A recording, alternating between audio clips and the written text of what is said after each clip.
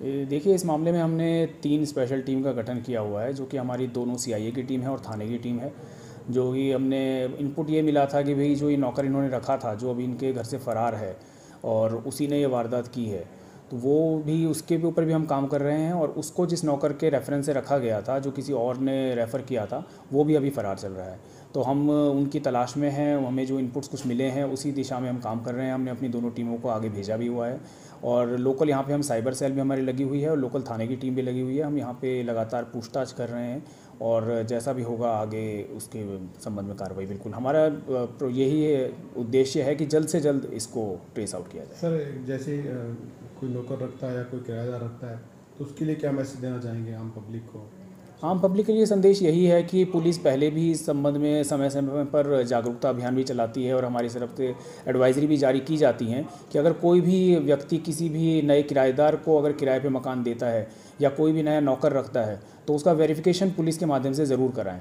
यहाँ पे इस मामले में भी ये चीज़ ज़रूर हमारे नोटिस में आई है कि जो नौकर रखा गया था उसका पुलिस वेरिफिकेशन नहीं हुआ था। तो हमारी लोगों से, आमजन से यही अपील है कि आप किसी को भी अगर मकान किराए पे देते हैं या फिर किसी को नौकर को नए को रखते हैं या किसी और संबंध में किसी भी अनजान व्यक्ति से कोई भी आपका रिलेशन या कोई भी लेन देन का मामला होता है, कुछ होता है, तो आप उस संबंध में उनका एक जानकारी ज़रूर ले लें उनके बारे में और उनका पुलिस से वेरिफिकेशन भी करवाएं।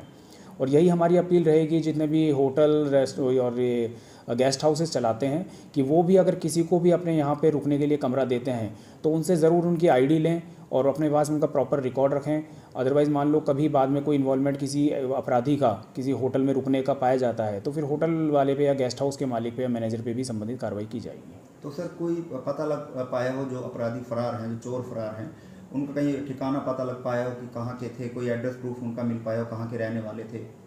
जो इनका जो मेन इनका खुद का नौकर था जो कि मेन एक्यूज़ है और उसके जो एक साथी था वो नेपाल के ही रहने वाले थे और जो साथी था उसकी आईडी भी हमें मिली है कि जो नेपाल की है। और हम इसी दिशा में काम कर रहे हैं कि जो और इनके साथ में मिले होंगे, शामिल होंगे, जो भी लोग हैं, जितने भी संदिग्ध हैं, उनके ऊपर इसी दिशा में काम कर रहे हैं। सर, चोरी की वारदातें कैथल में लगातार देखी जा रही हैं, चोरी की वारदातें ज़्यादा कैथल में होती हैं, तो अब आप आए हैं तो किस तरह से इन चोरी की वारदातों को कम करने में या इनको रोकने में किस तरह से प्लानिंग की जा रही है, किस तरह से ड्यूटियाँ लगाई जाएंगी ताकि इन चोरी की वारदातों को रोका जा सके?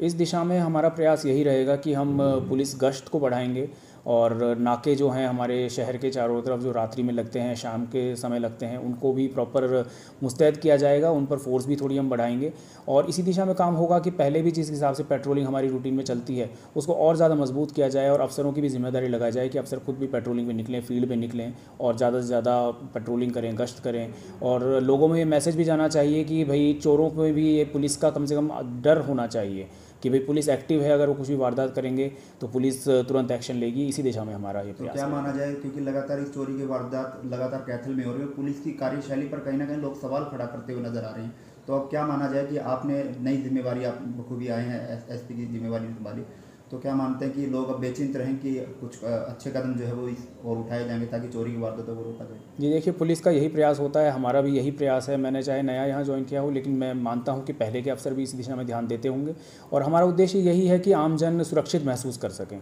अगर कोई वारदात होती है तो ये निश्चित है कि जनता के मन में थोड़ा उसका डर पैदा होता है कि ऐसी वारदातें हो रही हैं। हमारा उद्देश्य यही रहेगा कि शहर को शांत बनाए रखें, शहर में चोरी की वारदातों पर अंकुश लगाया जा सके और अपराध पर भी अंकुश लगाया जा सके। सर, पब्लिक और पुलिस के बीच में संबंध है वो अच्छा बने, इसको लेकर पब्लिक और पुलिस की मीटिंग जो है मंथली एक होनी चाहिए, उसको लेकर क्या कुछ किया जाएगा?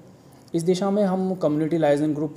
भी बनाएंगे और एक हम पीस कमेटी भी बनाएंगे। पहले भी ये मैं वैसे जांच पता लगाऊंगा, मेरे हिसाब से शायद पहले भी ज़िले में ये बना होगा, लेकिन अगर नहीं बनाए तो इसकी स्थापना की जाएगी, इसका गठन किया जाएगा और उनकी निरंतर मासिक लेवल पर बिल्कुल मीटिंग की जाएंगी, थाना लेवल पर भी, उसके बाद डीएसपी लेवल पर भी और फिर यहाँ पर एसपी ऑफिस लेवल पर भी इनकी मीटिंग की जाएंगी। Thank you.